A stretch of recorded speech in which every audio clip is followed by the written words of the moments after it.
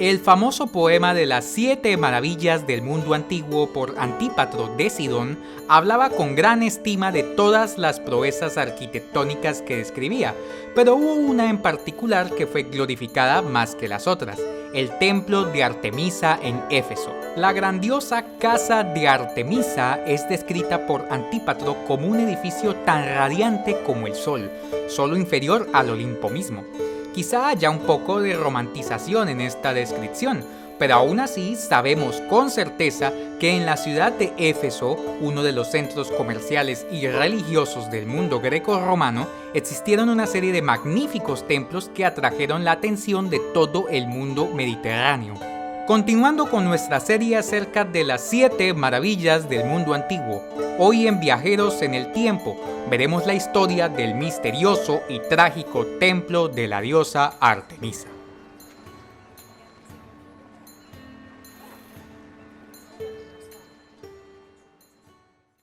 Parte 1. Los primeros templos. Al igual que con las demás maravillas del mundo que hemos visto en esta serie, primero debemos empezar ubicándonos en el tiempo y el espacio. El templo de Artemisa, mejor conocido en el mundo antiguo como el Artemision, se ubicaba en una ciudad conocida como Éfeso, ubicada en las costas de la península de Anatolia en la actual Turquía. Esta fue una de las ciudades más importantes en el mundo antiguo, siendo un centro político y social en donde conflagraron muchísimas culturas, como la griega, hitita y frigia. La ciudad, que se cree que existió desde la Edad del Bronce, posiblemente se llamaba Apasa o Apashash, según es descrita en textos hititas del siglo XIV a.C., aparentemente ubicándose en un reino llamado Arsagua. Algunos autores creen que este nombre deriva de la palabra apusa, que significa abeja en el idioma hitita.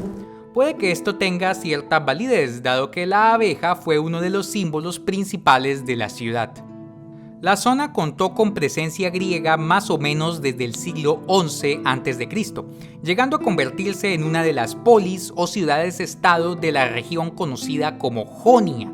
Los griegos tenían algunos mitos y leyendas sobre el origen de la ciudad. Por ejemplo, algunas historias decían que la ciudad había sido fundada por el príncipe ateniense Androclos. Otras decían que había sido fundada por un hombre llamado Éfeso, hijo del río Caistro, que le puso su nombre a la ciudad. Una historia más popular decía que la ciudad había sido fundada por las Amazonas, las míticas mujeres guerreras que venían huyendo de la furia de Heracles y se refugiaron en el hogar de la diosa Artemisa. La ciudad sirvió como santuario sagrado desde tiempos muy antiguos, posiblemente mucho antes de la llegada de los griegos. Aparentemente el lugar era un sitio de culto a la llamada diosa madre, la deidad femenina principal de muchas culturas de la zona, que posiblemente era adorada desde la prehistoria. Es posible que en principio la figura fuera la diosa Cibeles, principal deidad de la cultura frigia, la cual era la diosa protectora de la naturaleza y la fertilidad. El intercambio y contacto de la región con la cultura griega llevó a un proceso de sincretismo, que hizo que Cibeles se fusionara con la diosa griega Artemisa. Artemisa era una de las deidades olímpicas, hija de Zeus y hermana gemela de Apolo. Era la diosa de la luna, los animales y la cacería. Visualmente, la Artemisa de Éfeso era distinta a la Artemisa de los griegos. La Artemisa griega era representada como una diosa cazadora, vestida de forma sencilla y práctica, armada de un arco y flecha y muchas veces acompañada de un ciervo. La Artemisa efesia, por su parte, tenía más características de las culturas anatolias, vestida de forma ostentosa, con joyería y adornos en forma de animales como leones, toros y abejas, además de un elaborado y alto tocado para su cabeza. Uno de los elementos más llamativos de esta imagen de la diosa era la presencia de múltiples senos en su pecho, quizás relacionados a la fertilidad. Esta imagen de la diosa es muy antigua y posiblemente era adorada antes de que la deidad fuera fusionada con la Artemisa de los griegos. Según una leyenda narrada por Jenofonte, un historiador y filósofo contemporáneo de Platón, la imagen original del sitio era una estatua de madera que había caído de los cielos. Este tipo de figuras eran comunes en el mundo griego desde periodos arcaicos y eran conocidas como los Zoanón.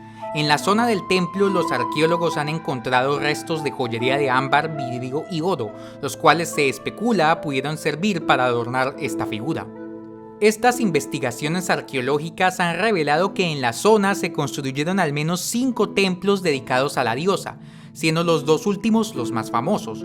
Los primeros 3 han sido designados por los arqueólogos con el nombre de Templo A, Templo B y Templo C. El menos antiguo de esos templos se construyó en el siglo VIII a.C. y se le dio la forma del perípteros, es decir, la forma del tradicional templo griego rodeado de columnas. Este es uno de los templos griegos más antiguos hallados con esta característica, y es posible incluso que fuera el primero de todos. Las excavaciones arqueológicas han encontrado fragmentos de estos templos, siendo destacada una placa de marfil con un relieve de un grifo, un animal mitológico con cabeza de ave y cuerpo de león. Este templo fue destruido o dañado sobre el siglo VII a.C., aparentemente por una inundación, lo cual se deduce dado que fueron encontrados sedimentos de arena de río y escombros aparentemente arrastrados por el agua al piso del templo. Parte 2. El templo de Creso. Los efesios iniciaron la reconstrucción de su templo sobre mediados del siglo VI a.C. El nuevo Artemision fue pagado por el poderoso y legendario rey Creso de Lidia, quien había conquistado Éfeso en el proceso de expansión de su reino. El nuevo templo, que es conocido por los arqueólogos como el Templo o el Templo de Creso, se proyectó para que fuera mucho más grande y magnífico que los anteriores. La construcción se comisionó al arquitecto Quercifrón de Creta, uno de los más reconocidos del mundo griego, quien procedió a la tarea acompañado de su hijo Metágenes y otro arquitecto de nombre Teodoros. Quercifrón volvió a construir el templo en forma de perípteros, para lo cual requirió poner pesados dinteles de piedra sobre las columnas de mármol que rodeaban el recinto, y sobre ellos construir el techo de madera. Para esto se ingenió un novedoso método en el cual se cubrían las columnas al tope con arena, sobre la cual se elevaban los dinteles. Luego de esto se comenzaba a remover la arena, lo cual hacía descender gradualmente el dintel hasta que era colocado en su sitio. Este método era similar al que se usaba en Egipto para la erección de obeliscos. Según una leyenda que contó siglos después Plinio el Viejo, hubo un dintel particularmente grande y pesado que puso nervioso a Quercifrón, que se declaró incapaz de hacer la tarea y contempló suicidarse. Esa noche Artemisa en persona se le apareció en sus sueños y le indicó que ella misma completaría la labor. A la mañana siguiente, Quercifrón encontró el dintel colocado en su sitio. Esto quizás sea pura fantasía, aunque sí parece ser cierto que la erección del templo tuvo muchas dificultades, especialmente porque el terreno era bastante pantanoso. Según cuenta Plinio, se aplicó una capa de carbón pisado y pieles de oveja en los cimientos para estabilizar el suelo. Plinio también relata que se mantuvo el templo en ese sitio porque en la época se consideraba, equivocadamente, que construir sobre terrenos pantanosos ayudaba a prevenir los derrumbes por terremotos. El templo terminado fue considerado uno de los más grandes y magníficos de todo el mundo griego y atraía visitantes de todo el Mediterráneo. El nuevo Artemision contaba con una doble columnata que daba la ilusión a los visitantes de entrar en un bosque de columnas al ingresar al templo. Esto quizás se inspiró en los templos egipcios que pudieron haber sido visitados por Quercifrón. Adicionalmente estaba ricamente adornado con estatuas y relieves. Una famosa historia de la época cuenta que hubo un concurso entre los mejores escultores de Grecia para crear las mejores estatuas de guerreras amazonas para decorar el templo. Los ganadores de este concurso fueron los famosos escultores Fidias, Policleto, Cresilas y Fragmón. Según una leyenda, Artemisa quedó tan satisfecha con el templo que se convirtió en la protectora del rey Creso y lo protegió de la muerte cuando este fue capturado y casi ejecutado en la hoguera por el rey Ciro II de Persia. No se sabe si esta historia sea cierta, pero sí sabemos que los efesios dejaron inmortalizado al rey escribiendo su nombre en las columnas del templo, en agradecimiento por haber pagado su construcción. La fama de Éfeso como ciudad santuario de peregrinación y culto creció exponencialmente. Miles de personas llegaban al puerto de la ciudad para conocer el Artemision que quedaba cerca. Esto movía bastante el comercio de la ciudad, que rápidamente se convirtió en una de las más ricas del Mediterráneo. Frente al patio del templo podían encontrarse una multiplicidad de mercaderes que vendían estatuillas en miniatura de la diosa, magos y adivinos que leían el futuro por un precio, además de sacerdotes y sacerdotisas vendiendo la carne de los animales sacrificados en el altar de la diosa.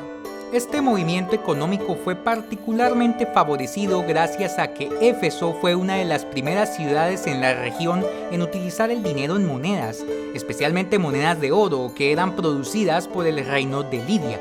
Muchas de estas monedas que tienen la imagen de la abeja han sido halladas en los alrededores del templo. Una tradición importante que se desarrolló en el templo fue que se le dio la función de asilo santuario. Cualquiera que se acogiera a la protección de Artemisa y tomara refugio en el interior del templo no podía ser tocado bajo la pena de recibir un castigo divino. Esta tradición venía de los tiempos míticos, cuando las amazonas se refugiaron allí para esconderse de Heracles. Se conocen varias anécdotas de múltiples personajes que buscaron asilo en el templo. Por ejemplo, Jerjes de Persia envió allí a sus hijos para protegerlos mientras huía tras su fallido intento de invadir Grecia. El filósofo Heráclito se asiló dentro para huir de la humanidad y dejó su único libro depositado en el interior. Inclusive Éfeso completa aprovechó la ley de asilo en una ocasión que fue atacada, atando una cuerda entre el templo y la Acrópolis, dándole protección a toda la ciudad. Este templo duró más o menos 2 siglos en pie, siendo famosamente destruido en el año 356 a.C. Según una popular historia, el Artemision fue quemado por un hombre llamado Eróstrato, que se encaramó al techo de madera y le prendió fuego. Según el historiador romano Valerio Máximo, el hombre cometió este crimen para volverse famoso, de manera que su nombre perdurara a través de los siglos. Tras ser capturado y ejecutado, se ordenó que se borrara toda mención de su nombre para que nadie supiera quién era. Pero para suerte de Eróstrato, su nombre se coló para la historia por una mención en un trabajo hoy perdido del historiador Teopompo, el cual fue luego citado por autores posteriores como Estrabón.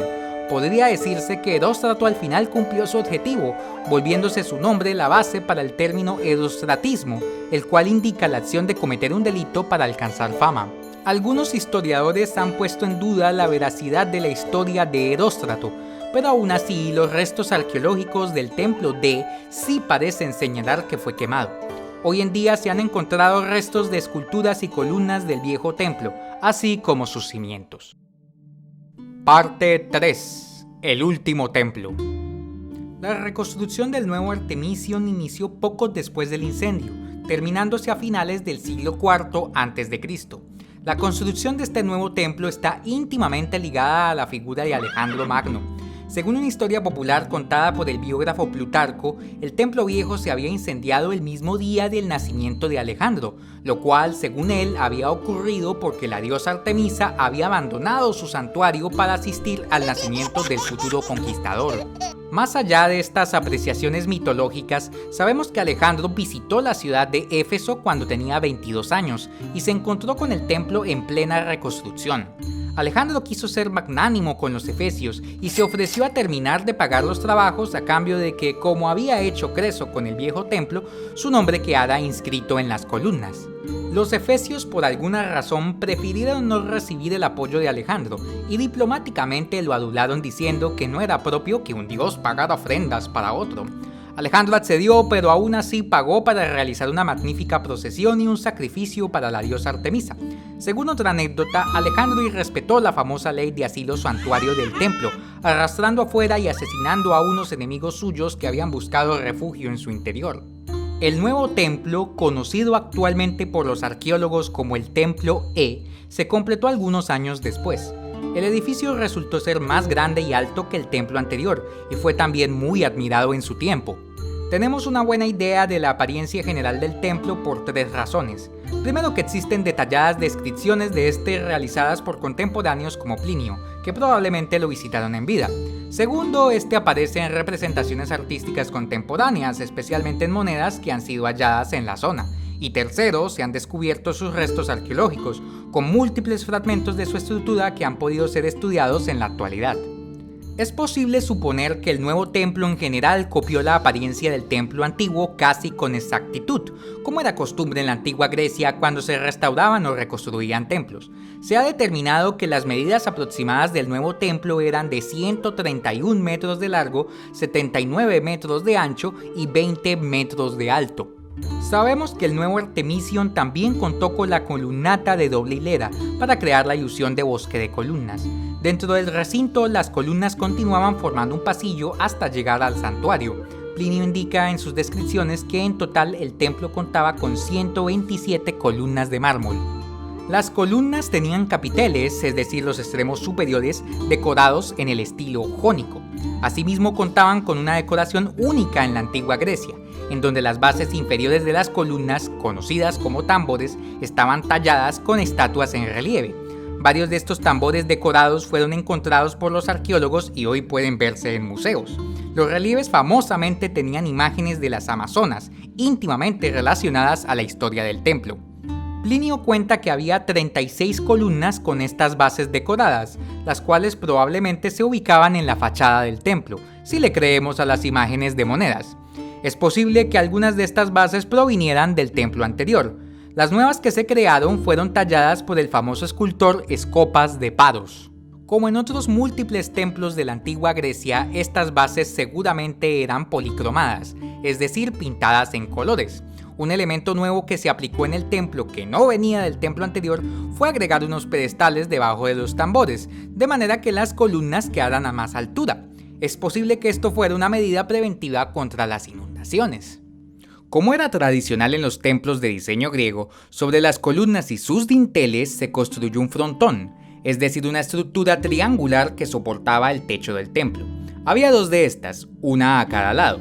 Las caras de los frontones estaban decoradas con esculturas en relieve policromadas. Un elemento particular que se encontraba en el frontón del templo eran 3 ventanas, una grande en el centro y 2 pequeñas a los lados. La grande estaba decorada en sus bordes con relieves de amazonas y una cabeza de gorgona en la parte de arriba, y se mantenía cerrada con una puerta. Se cree que esta ventana tenía una función ritual. Cuando se hacían ceremonias en el altar del sacrificio, una estructura que se encontraba en el patio frente al templo, se abría la ventana para que por allí apareciera la figura de culto de la diosa y pudiera ver la ceremonia. El techo del templo estaba decorado con antefijas y estaba cubierto con tejas. Es posible que en la mitad tuviera una apertura para que entrara luz al interior del santuario. A este santuario se accedía tras pasar por el bosque de columnas. Adentro se ubicaba la estatua de culto de la diosa. Es muy poco probable que esta fuera una estatua gigante como en el templo de Zeus de Olimpia o el de Atenea en Atenas. Varias copias de esta estatua se han encontrado tanto en Éfeso como en otras partes del Mediterráneo.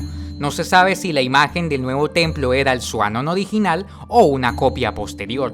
Algunas crónicas mencionan que la estatua era sacada del templo en ocasiones especiales, como en el cumpleaños de la diosa, en donde en medio de un gran festival era sacada en procesión al teatro de la ciudad para que presenciara juegos, bailes, sacrificios y representaciones musicales.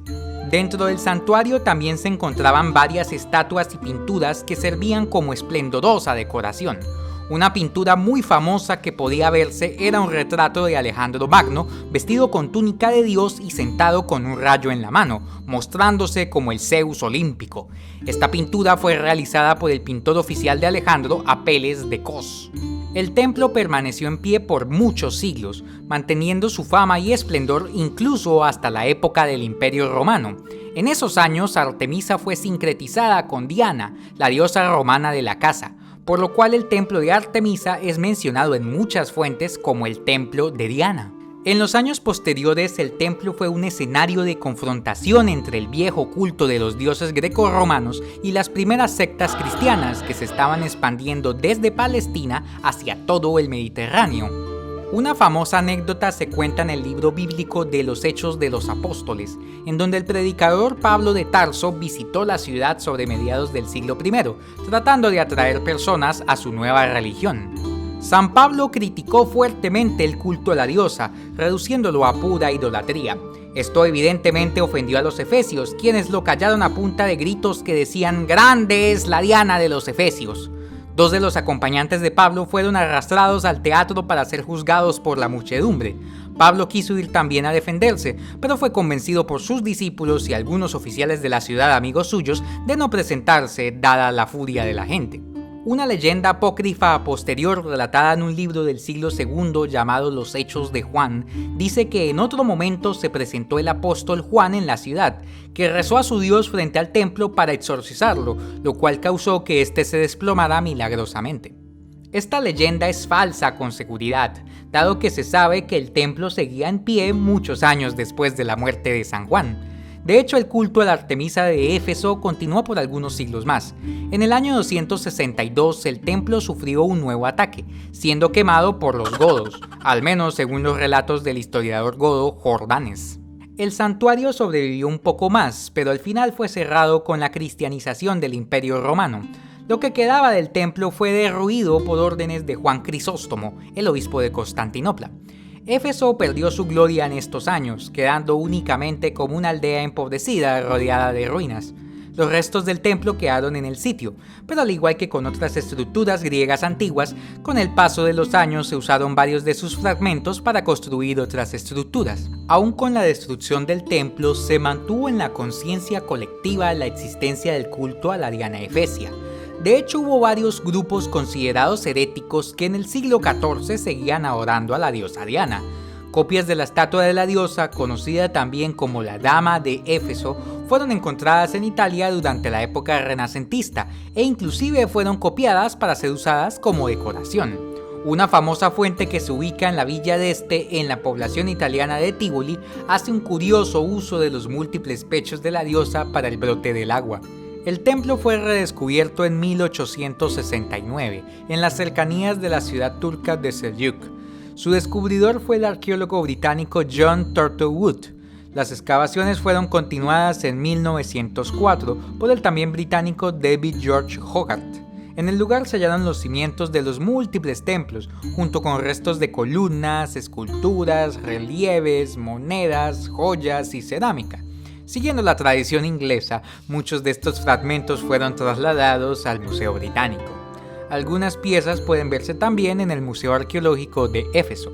Las excavaciones y estudios del templo han continuado hasta la actualidad, lo cual ha brindado un gran entendimiento sobre este edificio que fue tan importante para la cultura del mundo mediterráneo antiguo. Bueno amigos, y con eso terminamos el video del día de hoy, el número 5 de nuestra serie sobre las 7 maravillas del mundo antiguo. Pueden ver los demás videos de esta serie en la lista de reproducción que está en el canal. Como siempre, no olviden suscribirse, activar la campanita para las notificaciones, dejar like, dejar comentarios y seguirnos en todas nuestras redes sociales. De esta manera nos ayudan un montón a seguir creciendo y traerles el mejor contenido.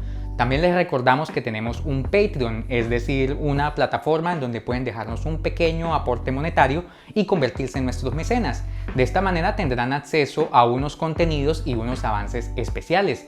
Le damos las gracias a todos los mecenas que se han inscrito hasta el momento, especialmente a los mecenas de $6, que son María, Juliana y Will Torres. Para ellos les dejamos unas ilustraciones que pueden ver ahorita en los créditos. Y bueno, con eso terminamos. Nos veremos muy pronto para un nuevo viaje en el tiempo.